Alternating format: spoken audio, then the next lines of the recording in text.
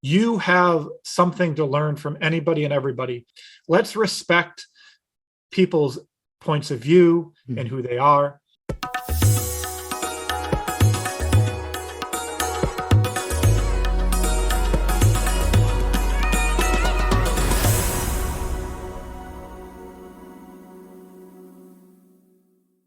Today's guest is a co-founder and chief product officer of OTUS, a Chicago-based EdTech company. After 13 years as an educator, Chris wanted to minimize the chaos of disconnected dictate tools for K-12 administrators, educators, students, and their family. Welcome to the show, Chris. How are you doing? Doing great. Excited to be here. Excited for the conversation. Thank you so much for joining me today on this episode of Mirror Talk. I really appreciate your presence here. Thank you so much for taking all the time to speak with me about yourself, about OTUS. First of all, I would love us to, to get to know you better. I would love to know more about your life and your career journey so far. What motivated you to co-found OTUS? Yeah, what motivated me to find OTUS is really, I just like to help students have that aha moment. Personally, I have 4 kids. I got a 7-year-old daughter, a 6-year-old son. My son just turned 6 recently. And then I got twin girls who are 3. And my wife is a former teacher herself. And we enjoy kids. We enjoy being able to teach kids, being able to help them reach their goals and maximize their learning. And so I've always been interested in helping kids. I was a basketball coach when I was younger. And I really taken the time to be able to use those moments where you can make an impression on a kid's life is just really fun. And I went from being a teacher to a co-founder of OTUS. And OTUS is really just a tool to help you see student growth more accurately and consistently, so you know what to do to help them grow. And so really, it's all about trying to maximize learning for as many kids as we possibly can. Yeah, oh, that's great. And also, right now you said you're a father of 4. Your wife was a teacher, or is a teacher, and you also were a middle school teacher, if I get that correct. Yeah, middle school. Yep. Yes. So from that experience, like, what are like some lessons that you learned from being a middle school teacher and also a father of 4? What are like some tangible or important lessons that you could share with us? Oh man, that's like if I knew the answer to that question, I think I could make a lot of money. But I really think that I think parenting and teaching, it's important to know that we just have to do the best we can. It's kind of one of those things. I'm actually reading a book right now, The Happiness Advantage, and there's this idea of falling up. And one of the big lessons I've had as a parent is, with 4 kids, I make mistakes every day, but the idea is, am I trying my best, and am I doing the best I can? And it's one of those things that for my kids and for my students, I always try to keep things as simple as possible. So for me, I really have 3 guiding principles or philosophies that really are everywhere. And so the first one is to be respectful, right? To understand that you have something to learn from anybody and everybody. I have a 3-year-old, one of my 3-year-old twins. She teaches me things all the time by her attitude and her happiness. And, it was raining the other day, and she just thought it was the most amazing thing to just splash in the puddles. The joy was pretty cool. Now, I sometimes am like, oh man, why are you doing that? Because it's going to get dirty everywhere. But this idea of like, let's respect people's points of view and who they are. The other one that I really think is helpful is to be honest. And so I really have my kids be honest. Sometimes they might be honest about something I've cooked. That doesn't always go great. I try to cook good food. Sometimes they'll be honest. Still, they might need to eat the food I cook, but it's okay for them to share. They might not like the spice I put on the food. And the final one that I really think helps me is, I want everyone to try the best they can. And if I tell my kids, I'm like, my kids like sports and gymnastics, and when they do something, it's like, did you try your best? And did you have fun? And so those are really the things that I look at. And I don't think I have any like tidbit of advice that's going to unlock anything other than, we're all going to be making mistakes. But if we really are in it and we're authentic and we're honest and we're respectful and we try our best, I think when we're in it together, we can do some really cool stuff. That was a long-winded answer. You got me going on my social studies teacher vibe where I just start talking and talking. No, but that's a really good question. Yes, I really wanted to tap into your social studies, knowledge as as a middle school teacher. I'm sure you have a lot of lessons and a lot of experiences from that. And I was trying to get or extract as much as possible from you. No, it's good. You got it right. That's one of the things you're doing the same thing. Like you're respecting my point of view. As a former teacher, as a parent, I might have experiences that could help you. We were talking before this. We kicked off the recording, but it's like I went to Germany once, almost 2 decades ago.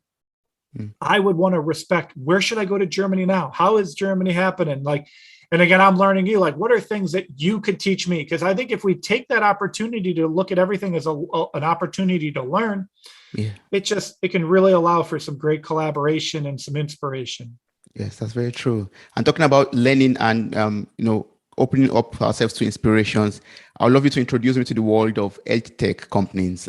Can you tell me about OTUS? Can you tell me about your different platforms and different solutions that your company provides?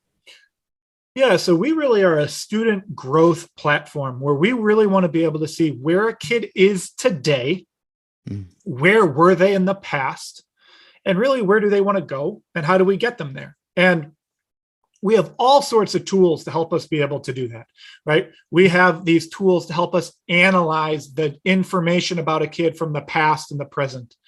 We have the ability to collect information of what they currently are able to do. What are they currently, when we measure their learning, we want to be able to understand what that is. So how do we do that? Well, we have these tools to help you grade a student. That could be like a true false test. It could be the observation of student work. So we really want to be able to measure their learning. We want to be able to analyze where they were, where are they now? And then we want to be able to plan their progress forward. And so we have the tools to help you do the teaching, the grading, the analyzing, and the planning so that we can really capture that student growth for an individual kid, but also for groups of kids, because maybe there's a group of kids who are playing football and all of a sudden, yes, football, not American football, football. Yeah. Maybe you have a group of people playing soccer, football, and it's like, okay, what do they need to be the best students while they're also staying eligible for sports? Or maybe you have a group of kids who love being in theater. Okay, what do they need to reach their goals? So if we're able to understand where is a kid, where were they, and where do they want to go, we can then monitor that growth and really help them. I keep on saying it. It's like my phrase that I kind of am a broken record. We can really work to maximize learning for everybody, because I think most people agree that you can get better from day to day, right? Yes. You can get better at something day to day. And, that's often called the growth mindset. And if we can have the tools to bring that growth mindset where we know kids can get better, maybe certain kids are going to get better at different skills than others. Yeah, that's personalized learning, but we know kids can get better. And we want to provide the tools so that you can see where they are and monitor their growth. And that's really the hope of OTUS. And it's why we have, about 250 districts using it. And it's really great to know that we're making an impact on students and for teachers and for families involved. Yes, I love the fact that it helps to, assist the teachers in their day-to-day activities for students, and also help students also in their learning process also. Like before, whenever I hear about, softwares like yours, or like, systems and solutions like yours, I'm always like, oh, what will happen to the job of the teacher? Because, sometimes traditionally a teacher is meant to do the whole analysis, the whole evaluation, the whole, everything that your platform also makes easier now.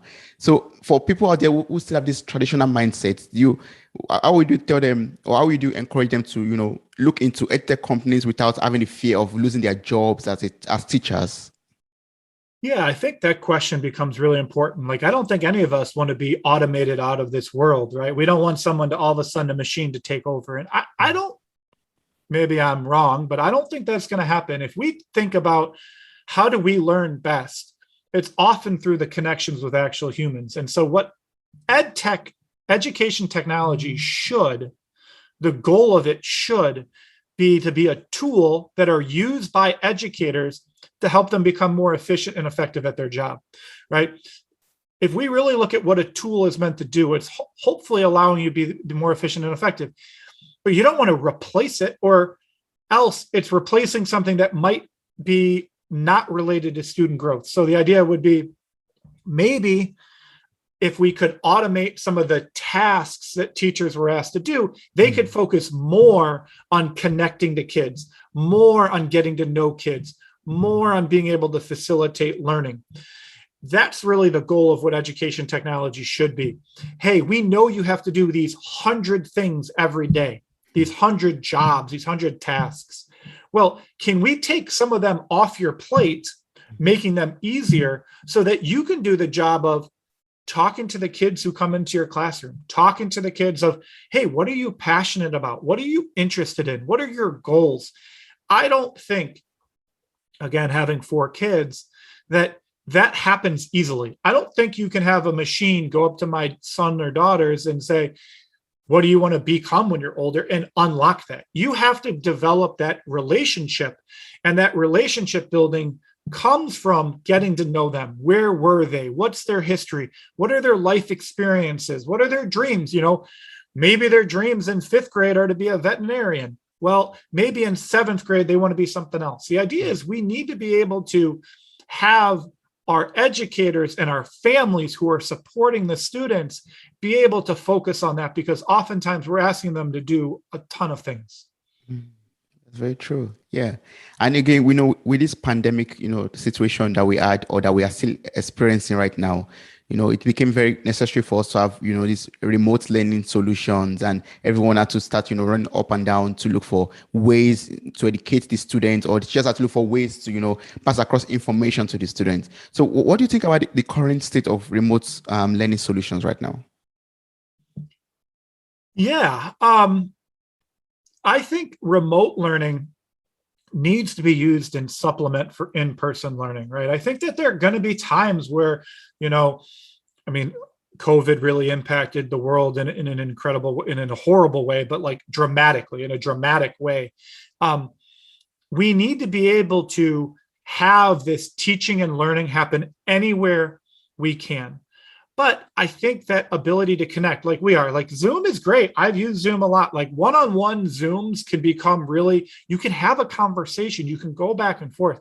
All of a sudden in a Zoom, if you add 7, 8 people, it really it isn't conducive to it, right? That's why Zoom has these breakout rooms. Yes. Learning and teaching become the same thing. If I am a teacher and I'm trying to connect with my kids, it's really hard to do what typically is called direct instruction, where I'm talking and I am then talking to all 25 kids in my class. Oftentimes it's when you're one-on-one or one-on-two, and that might only happen in like a periodic, like when I was a teacher, often going to the desk and be like, oh, Toby, like, hey, what you do this weekend? Like, you might not want to broadcast that to the class, but we could have that conversation. Well, I might learn that you attended a football game this weekend. Okay, well, then a week from now, I might find out your favorite football team. I might ask you about that. Well, now you're more willing to talk. And now maybe there's 4 or 5 of us in the class who are talking about the updated standings or the latest game, or maybe there's a TV show everybody's watching, or maybe there's a new TikTok video or something. But we have to be able to foster these relationships in small groups to be able to build them out to more collaborative natures. And I think that education really needs the ability to do both. I think that, okay, maybe you need a quarantine for 2 weeks. Okay, well, doing something remote is possible for short bursts of time. But I think we all have found that, yeah, we like to go have a dinner with our friends or family. Why? Like, we could Zoom. Why? There's something, humans, we need that connection to other people. And I think that's what education has to balance, to where we need to be focused on these key skills to develop their abilities to succeed in life. And we need the educators to be able to connect to them. And that could be augmented or supplemented with remote learning. But I think we also need those interactions that are more in smaller groups. Yeah, that's true. And what do you think the future is going to look like for us? Like, the pandemic brought this whole evolution, I would say, like, to remote learning and finding ways, in which one could involve, technology to education and to, take classes into our bedrooms or into our home offices, for example. But what do you think the future is going to look like for remote learning, especially with the influence of EdTech companies like OTUS? Yeah, so I think one of the good parts, and again, for many places, the impact of COVID and the pandemic expedited. That's the word I was looking for. Sometimes, man, you're on these podcasts, you don't want to make a fool of yourself. I almost said it sped up our need for each kid to have a device to access the learning they needed. And so oftentimes in education, it'll be called one-to-one, but the idea is like a tablet or a Chromebook or even a smartphone. These provided access. And the more we can provide access to the sources of information, I think that was a great leap forward. Now that the information is there, I think we're in a much better spot. Now that there is access to these tools that are online, you can more easily scale something. So instead of everybody having to have a math textbook and you having to buy 1,000 of them for your school, and then, oh man, I forgot my math textbook at school in my locker. Now that's available online. You can access that anywhere. I think that those type of giving the equity of access to information is helpful. The next step is to be able to give that understanding of who a kid was and is, so that understanding of a kid can be more equitable. There might be, if we think back, like I had a couple teachers who knew me, got me, and I did really well in their class. If we can make that understanding of a kid more equitable so that more teachers are able to connect to kids, more kids are able to connect with more teachers, I think that's going to really accelerate the learning that's possible. And when we're able to get these lifelong learners, I just think we're going to be able to change the world. Now, that's me being like pie in the sky, like hopefully happy, but it's like when you are able to create students who are wanting to learn, wanting to be the best selves, looking to continuously grow, that growth mindset. I just think that, there could be no limit to what's possible, but we have to be able to do that. We have to be able to have people buy in. And the hope is that something like OTUS, that platform, can help with that equity of student understanding, and that student growth becomes more feasible and maximized. There, I did it again. I went back to that maximizing student learning.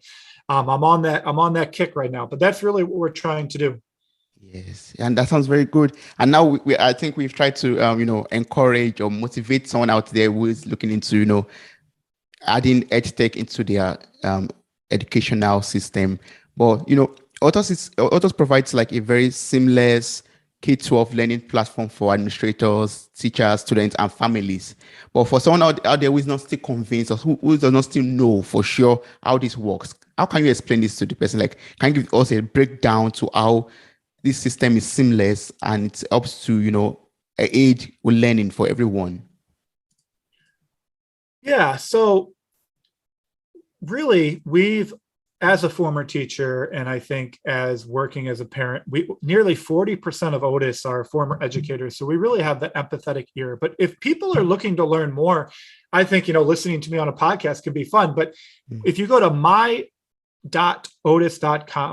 you can log into OTUS. But if you want to see more about our case studies, you can actually go to otus.com. Just take away the my, www.otus.com. We have case studies to say, this is how it's been successfully used. And those stories of our users and our districts and our students who've done it really are powerful.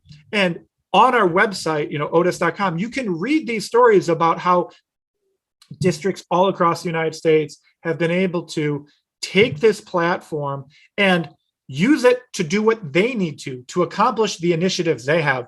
We're a very flexible system because the needs of districts are really varied. There's a lot of difference. So we really want to be that flexible need. We try to be easy to use. As I mentioned, I have, twins who are 3. I want kids as young as 3, 4, 5, 6 to be able to use it. Now I think it's a little bit of a learning curve at that age. My son, who's 6, definitely can use OTUS. But the idea is we're continually trying to get better. We're trying to get to be on that cutting edge. And I hope that any of your listeners who want to learn more can go to our site and see that information. Yes. And I encourage everyone to just check the link in the show note of this episode. You could copy it or just click on it and check otus.com to read more about the platforms and the solutions that they provide. They are awesome, really wonderful and useful platforms and solutions for everyone to make use of.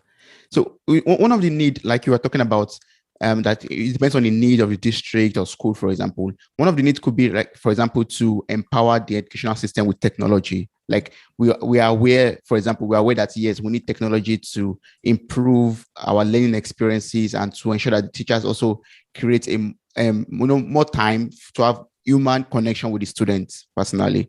So one of the needs is like to empower the educational system with technology and also to have effective product management. So now, so now we're trying to sell OTUS now. How can EdTech companies like OTUS, help to, improve the product management and also to empower the educational system with technology without, any side effects to the student or any, repercussion of technology to the students? Yeah, I think that's a fascinating question. So one of the things that, I'm the chief product officer at OTUS. And so that project management is really a hard thing. And one of the biggest obstacles schools face is being able to see what is happening in all their classrooms. The first thing you want to do in any project when you're trying to manage its outcomes is to gain visibility in what's happening. So by using OTUS, our districts gain that insight. They gain the ability to see within classrooms student growth, not for one kid, but for multiple kids. So you can all of a sudden say, how are my first graders progressing on their reading goals? Or how are my 7th graders progressing at their math goals? Or how are my freshmen in high school prepared to graduate from high school and attend college? So they're able to structure these goals or these outcomes that they want to monitor within our system. And then our system is going to give them insight to how many kids are making progress, how many kids need additional help and interventions.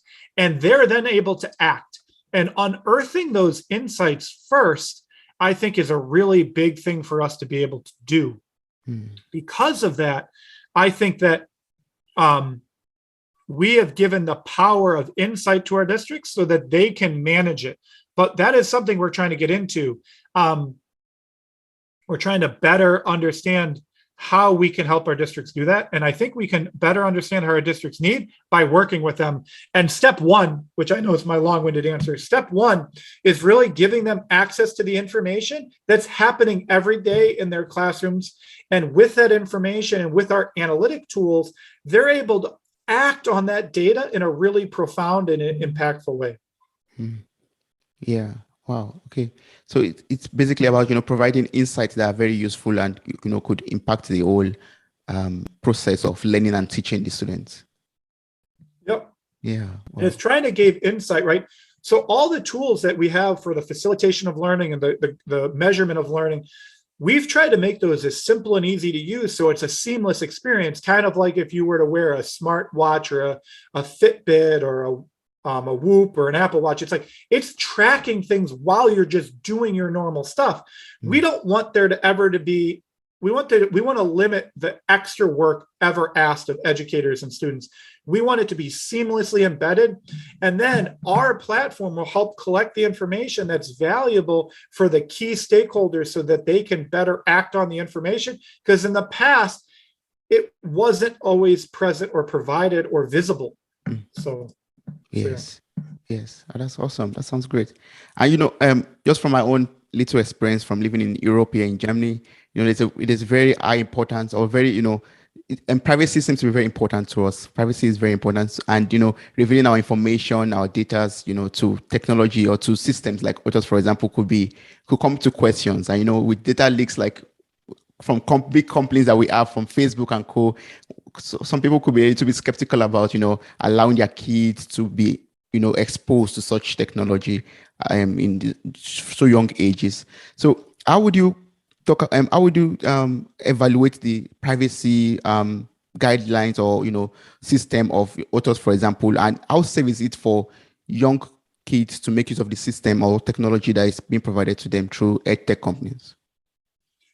Yeah, data security, student information privacy is the utmost important to us. And it's really important that we try to be on the verge of having the same security protocols and things as a bank. And we're I always find security fascinating because you can never relax in terms of security.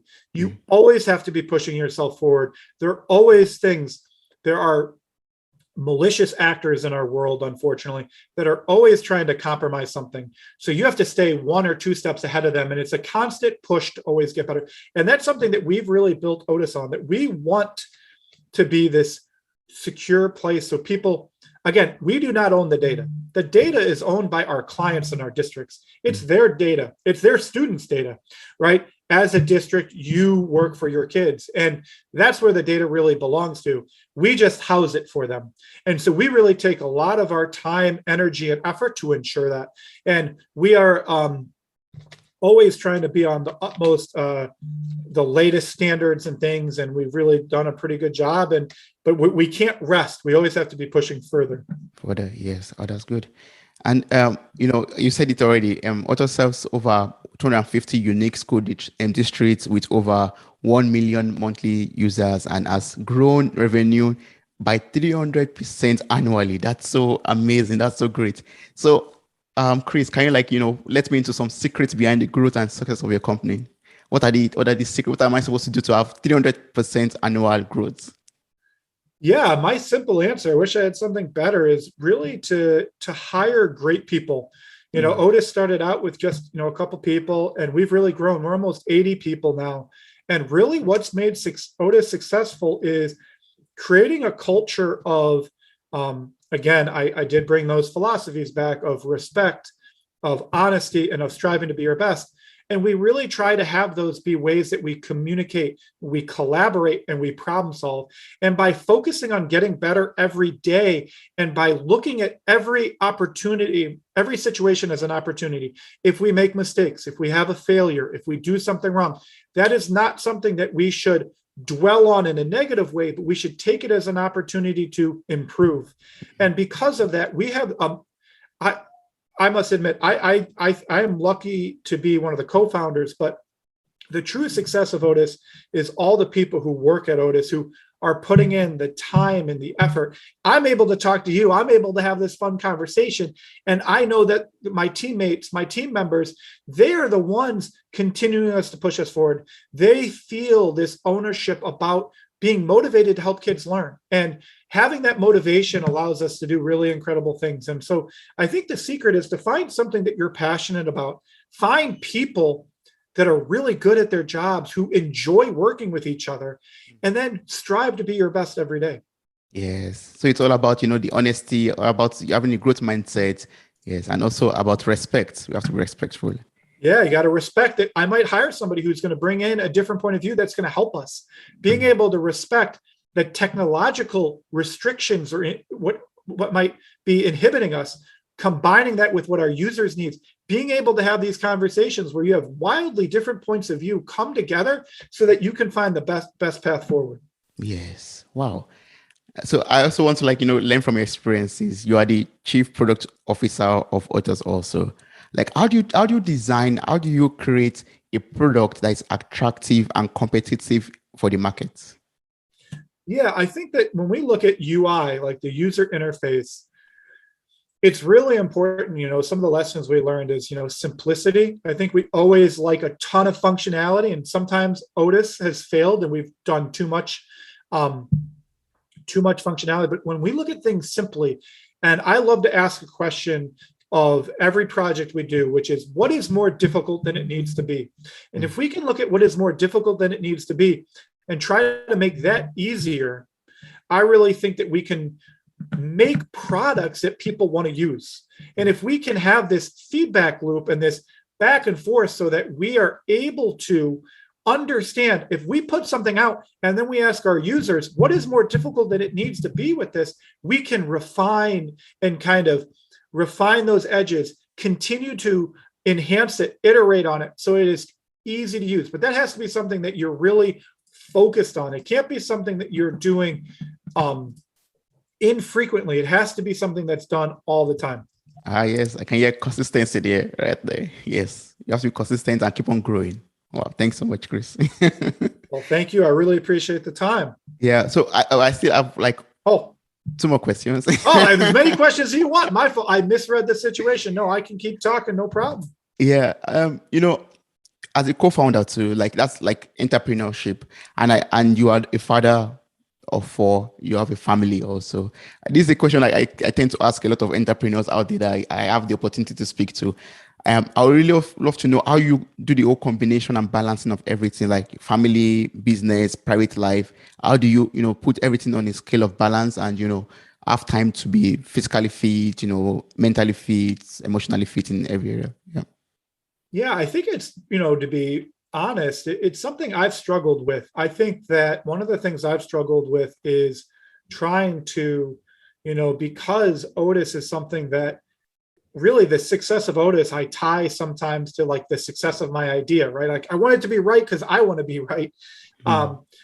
It's hard sometimes to separate. And there have been times, I think it would be foolish and naive to think that I've never crossed that line where I've gone into a bad work-life balance. There's times where I have let work dictate and determine too much of what I've done. But I think it comes into this idea of reflecting honestly, of having honest conversations with my wife, hearing my kids, hey, Dad, can you be off your phone? Oh, yeah, that's probably a good thing, right? Finding a time for me, I love to play basketball. I play basketball like 3 times a week, knowing that in order to be like that mentally and physically fit person, I need to find that time for myself. Finding time to read, right? Finding 30 minutes. So it's understanding that there's not going to be a perfect schedule. Anybody with kids realize there isn't a perfect schedule. So there's going to be this waxing and waning. But if you are constantly evaluating and saying, how is my work-life balance? Is it, so for example, during August and September, it's a very busy time of year for OTUS because in the United States, that's where all of our districts go back to school. So they go from the summer where we have use in summer school, which will be, let's say, like 20% usage. Come August and September, we ramp up to 100% where we're being used by all these users every day. That ramp up can lead to a lot of stress and like, oh man, it's like going from a car from 0 to 80, 0 to 100. It's like, what's going to happen? You're like monitoring. Then you get to that cruising speed where you can kind of go. So it's being able to understand like, wow, last week, I really didn't balance this properly. I was working too much. I need to better focus. Trying to have those moments to where, okay, I need to focus on this, be all in on this moment. It's something that I think being able to have those honest conversations with those around you, working to be present, it's something that I strive for, but it's definitely a struggle because things pull, right? It's like in each way, there's times where I really want to be able to hang out with my kids and have lunch, but I might have a work meeting. When do you draw that line? And I think having that honest conversation allows you to refine and kind of calibrate what you need to do. And I hope I'm doing a better job, but it's something I do reflect on often. Wow, that's good. I mean, that's a lesson for everyone. It's not easy, but it's something that you have to, from time to time, look for a way to balance it all. And yes, and when the kid says, "And Daddy, please drop your phone," then yes, I have to put off work for a little bit and create that time for my kids. Yeah. Wow, awesome. So, what's the best way to work and connect with you for someone out there who wants to ask you questions directly or find out more information from you? What's the best way to do that? Yeah, so I think that I'm on LinkedIn. So I'm on LinkedIn, Chris Hull at the OTUS LLC. I like to connect to people on LinkedIn. I'm also on Twitter, which is OTUS Hull, OTUS HULL. Those are really the best ways to connect with me. If people wanted to email, I don't know if I should do that. It's CHRIS@otis.com. You can email me directly. It's one of those things where I like to be able to learn from others. I know I don't know everything. I don't know much, and I'm constantly trying to learn every day. Yes. Thank you so much, Chris, for your time. I really appreciate everything I was able to learn from you. All of this information will be placed in the show notes of this episode, especially the websites. And I encourage everyone to check it out and read more about EdTech companies and how it will be useful to you, to your children, and to your company. Thank you so much, Chris. Well, thank you so much. I appreciate it.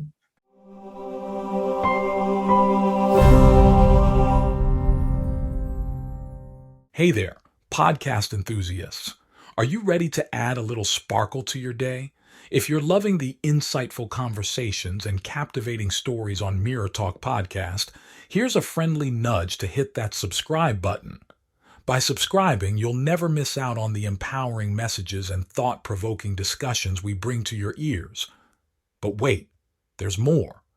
We're all about spreading positivity and inspiration, and you can be a part of it too. How? By sharing the love with your friends and family. Share this episode with your loved ones, and let's create a ripple effect of empowerment and growth together. And hey, if you've been enjoying what you hear, why not take a moment to leave us a glowing 5-star review? Your feedback fuels our passion to keep delivering content that resonates with you. So hit that subscribe button, share the love, and leave us a review. Let's keep the conversation going and spread the Mirror Talk magic far and wide. Thanks for tuning in, and remember, your support means the world to us.